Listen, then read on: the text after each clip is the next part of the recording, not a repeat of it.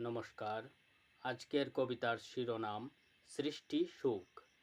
বাঁশের টুকরো কেটে গ্রহণ করো বেত ইহার থেকে, তোমার দক্ষতায় কালুই জুড়ি, মাছ ধরার সরঞ্জাম আরও কত কি। বাঁশের সঠিক ব্যবহার এই কৌশল বাঁচিয়ে রাখো তোমার। কাঠমিস্ত্রির হাতের কৌশলে আসবাবপত্রে ডিজাইনের বাহার যে, কেহ কেহ মূর্ছাবেদ থেকে গড়ে ফাটি, সুতা কেটে বস্ত্র তৈরি করে যে তাঁতি। মায়েরা দিদিরা তৈরি করেন আচার, কাঁচা সামগ্রী সকলই এই এলাকার।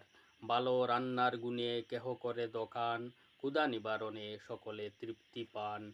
বৈদ্যুতিক সরঞ্জামের সঠিক সংযোগ মোদের নিরাপদে রাখে, তাই রাখি যোগাযোগ।